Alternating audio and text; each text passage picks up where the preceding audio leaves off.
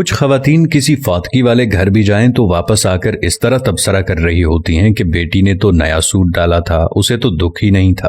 بہو تو ایسے ہنس ہنس کر بات کر رہی تھی جیسے اس کی دیرینہ خواہش پوری ہو گئی ہو۔ کوئی زیادہ رو رہا ہو تو اعتراض، کوئی صبر کر کے بیٹھا ہو تو مسئلہ، گھر صاف ہو تو تبصرہ، صاف نہ ہو تو تنقید۔ تمہیں کس نے حق دیا ہے دوسروں کو جج کرنے کا؟ کسی کا جوتا پہن کر جب تک خود نہ چلو تب تک اس کے چلنے پر اعتراض نہ کرو۔ خود تو 4 پلیٹ بریانی تناول کر کے ڈکار بھی نہ ماریں اور دوسروں پر تابڑ توڑ حملے۔ خدارا رحم کریں، کم از کم سوگ میں شامل نہیں ہو سکتی تو بلا وجہ ان کی عزت بھی نہ اچھالیں۔ یہ وقت سب پر ہر گھر میں آنا ہے اور آتا ہے۔ ہمارے مرد حضرات بھی کچھ کم نہیں، 2 لفظ تعزیت کے تو ٹھیک طرح سے بولنے نہیں آتے، اور سیاسی تھیٹر ایسے سجا کے بیٹھ جاتے ہیں کہ فوتگی پر نہیں الیکشن کیمپین پر آئے ہوں۔ جس کے سر سے باپ کا سایہ اٹھا ہے کوئی اس کی بھی تو دلجوئی کرے، اس کے غم کا مداوع بھی تو کوئی کرے، لیکن ہمیں کسی کے غم سے کیا؟ ہم تو رسم دکھاوا کے لیے گئے ہیں۔ ہماری بلا سے کوئی مرتا ہے تو مرے۔ ہم تو پوچھیں گے کہ بھائی جی کھانے کا انتظام ہو گیا نا؟ کتنی دیگیں بنوائی ہیں؟ 6 دیگیں تو کم ہیں، برادری بھی ہے، محلے داری بھی ہے۔ وہ بیچارہ باپ کے سوگ کو بھول کر اس پریشانی میں لگ جاتا ہے کہ کہاں سے قرض پکڑوں، کیونکہ کھانا صحیح نہ بنایا تو باتیں ہوں گی۔ ساری زندگی باپ کا کھایا، مرنے پر روٹی بھی صحیح نہ دے سکا۔ ہمیں سوچنا ہوگا کہ کون لوگ ہیں ہم۔ مسلمان تو دور، کیا ہم انسان بھی ہیں؟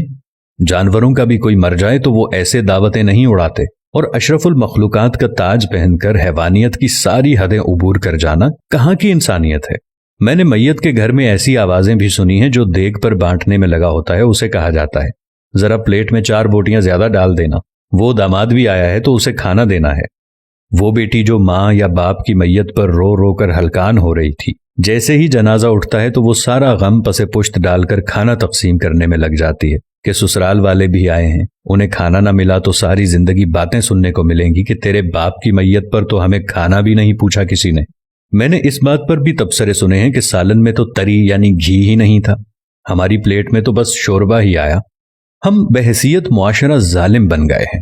خوشیاں تو کجا، ہم نے مرگوں کو بھی اپنے شریکے پورے کرنے کے لیے ایونٹ بنا لیا ہے۔ جب میں کہتا ہوں الہی میرا احوال دیکھ، حکم ہوتا ہے بندے ذرا نامہ اعمال دیکھ۔ کچھ سوال آپ کے ضمیر کے دروازے پر چھوڑ رہا ہوں۔ کیا ہم فطیدگی کے کھانے کا بائیکاٹ نہیں کر سکتے؟ کیا ہم بھوک لگنے پر بازار سے کھانا نہیں کھا سکتے؟ کیا ہم گھر میں ایسا اصول نہیں بنا سکتے کہ خاندان میں کوئی کسی کی فوتیدگی پر نہیں کھائے گا؟ سوچئے گا ضرور۔ اگر میری کسی بات یا عمل سے کسی بھائی یا دوست کو کچھ ناگوار گزرا ہو تو ان سے نہایت ادب و احترام سے معذرت۔ اب یہ ہم پہ ہے کہ ہم اس بات کو آگے پھیلاتے ہیں کہ محض ایک ویڈیو دیکھ کر گزار دیتے ہیں۔ بات مناسب لگے تو ایک لمحہ ضائع کیے بغیر شیئر کر دیجیے گا تاکہ اصلاح کا یہ سلسلہ جاری و ساری رہے۔ جزاکم اللہ خیر۔